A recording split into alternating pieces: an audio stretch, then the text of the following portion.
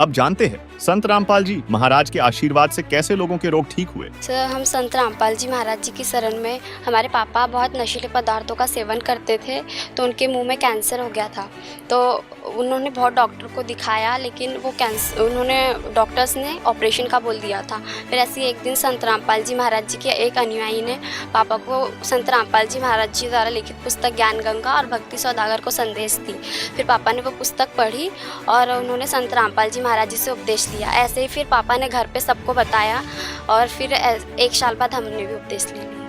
जी sir, संत रामपाल जी महाराज जी से नाम दीक्षा लेने के बाद हमें बहुत सारे लाभ हुए। जैसे कि अभी हमने आपको बताया, हमारे पापा को कैंसर था, तो संत रामपाल जी महाराज जी से उपदेश लेने के बाद पापा के मुंह का कैंसर ठीक हो गया। हमारे पिताजी जो थे, उनके इस साइड में यहाँ पे जो है वो मतलब जो है एक ट्यूमर था, इतना छोटा था पहले, तभी मेरे को शक हो गया था कि ये कैंसर का रूप ले सकता है। तो मैं पापा को अपने समझाता रहता था कि पापा ऐसे करके ये गुरुजी का ज्ञान है, आप समझो। लेकिन मैं समझाता रहा, वो नहीं समझ पाया, मैं समझाता रहा, ऐसे करके काफ़ी दिन चलेगा, वो इतना बड़ा हो गया था। लास्ट स्टेज में पापा हमारे रोते थे, बहुत रोते थे, और लेकिन हम कुछ नहीं कर पाते थे। हमारी भी ऐसी, अगर आप संत रामपाल जी महाराज से नाम दीक्षा लो लोगे तो हमारी भी दुख परेशानी दूर हो जाएगी। हमारे पास इतना पैसा नहीं है जो हम आपको कहीं दिखा सकें। तो होते करते क्या हुआ, एक दिन रात में उनका हमारे पास फ़ोन आया पिताजी का कि बेटा चलो ठीक है, हम नाम दीक्षा ले लेंगे। हम सुबह को आए और उनको, अपने पिताजी को हल्द्वानी सेंटर पे मतलब जो है संत रामपाल जी महाराज से नाम दीक्षा दिलाई। नाम दीक्षा दिलाने के बाद में उनको फिर गुरुजी भी कहते हैं कि ट्रीटमेंट भी कराया। ट्रीटमेंट कराने के बाद में जो कीमोथेरेपी होती है वो कराई, 7 कीमोथेरेपी में, जिसकी 60 साल की उम्र लगभग, और ब्लड में जो है उनको चढ़ना था। डॉक्टर ने बोला था कि ब्लड चढ़ाएगा, लेकिन उनको 1 बूंद भी ब्लड नहीं चढ़ा, और जबकि शुगर भी उनको कम से कम 550-600 रहता था।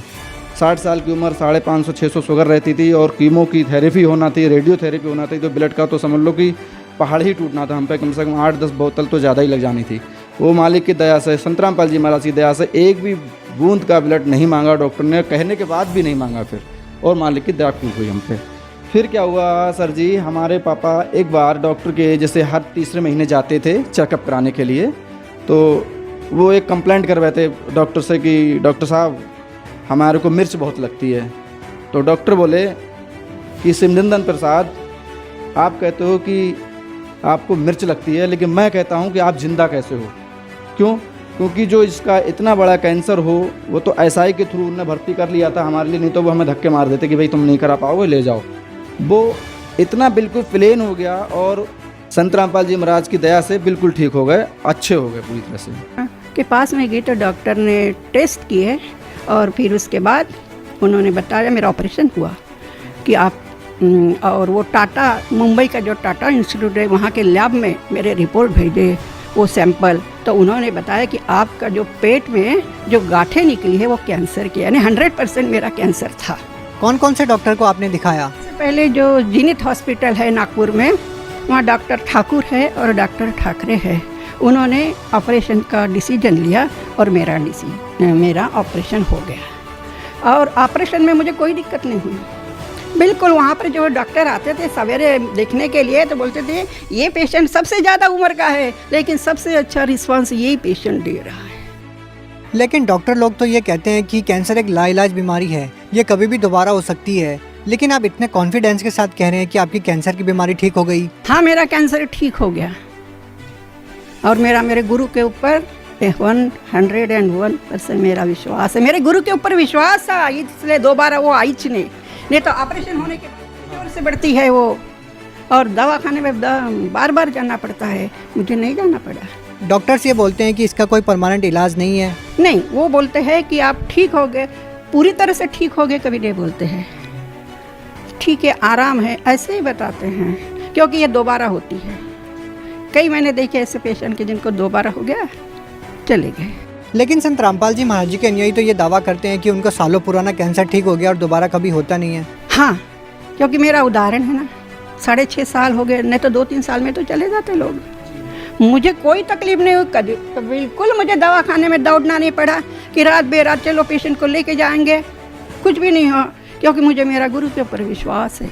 मेरे पाँव में तकलीफ होती थी, तो मैं रात को बहुत तड़पती थी, वो भी मेरे पाँव अच्छे हो गए हैं, कोई परेशानी नहीं, बिल्कुल परेशानी नहीं हमें। हमारी पत्नी को कैंसर हुआ था और उसका हमने इलाज डॉक्टर से करवाया। एक डॉक्टर ने रेफ़र किया बरेली केशलता हॉस्पिटल में। वहाँ डॉक्टर ने बोला कि इनका ऑपरेशन होगा, 10 दिन भर्ती रहने के लिए बताया। तो मैं फिर वहाँ से उनको छोड़ करके फिर मैं सीधे उसी डॉक्टर के पास गया जिसने वहाँ भेजा था बरेली में। मुझे बदायूं के डॉक्टर थे, तो उनसे मैंने परामर्श किया कोई ऐसा डॉक्टर बताइए जो बीमारी को सही कर सके और ठीक इलाज हो पाए। तब उन्होंने बताया कि आपका दिल्ली, लखनऊ, कानपुर, अलीगढ़ इस जगह पे इलाज है और वहीं आप करा सकते हैं। फिर मैंने लखनऊ चुना। लखनऊ गया, वहाँ पर मैंने वाइफ पत्नी का इलाज करवाया। लगभग 1 साल तक वहाँ उनका इलाज चला, जबकि वो डॉक्टर बता रहे थे कि इनका ऑपरेशन होगा अभी तुरंत और इतना खर्चा, 10 दिन भर्ती रहेंगे। वहाँ जाने के बाद में वहाँ पर डॉक्टरों ने कह दिया कि ना हम ऑपरेशन करेंगे, ना हम ऑपरेशन की सलाह देंगे।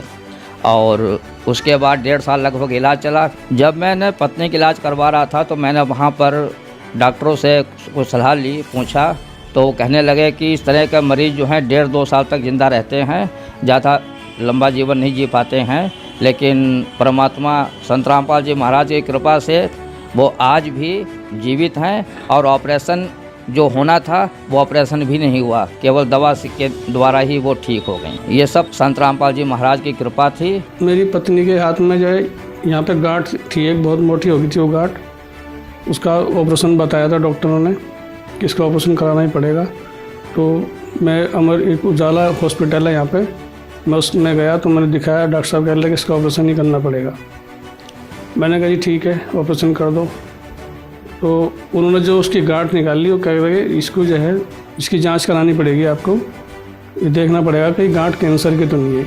सर जी हमने वो जांच कराने के लिए भेजा, उसमें लाल पैथोलॉजी लैब से कैंसर निकला। तो डॉक्टर साहब ने कहा कि इसका ऑपरेशन कर देते हैं फ़िलहाल, जो गांठ है, जो इस गांठ की जाँच कराएँगे उसके बाद बताएँगे आपको जो भी करना है। तो उसकी रिपोर्ट जो है 3 दिन के बाद आई।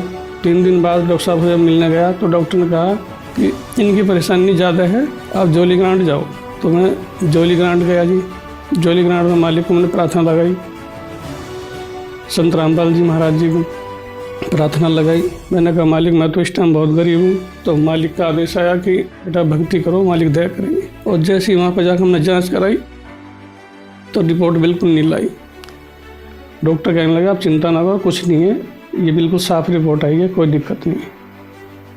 तो इतने मालिक की दया हुई है हम पे, संत रामपाल जी महाराज जी की बखान नहीं कर सकते। आज पूरा परिवार ने नाम ले रखा है, सब भक्ति करते हैं।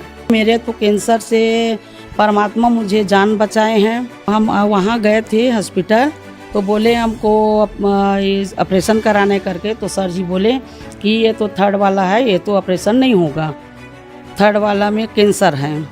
तो बोले इसमें अगर हो सकते हैं तो इसमें बहुत कीमो देना पड़ेगा।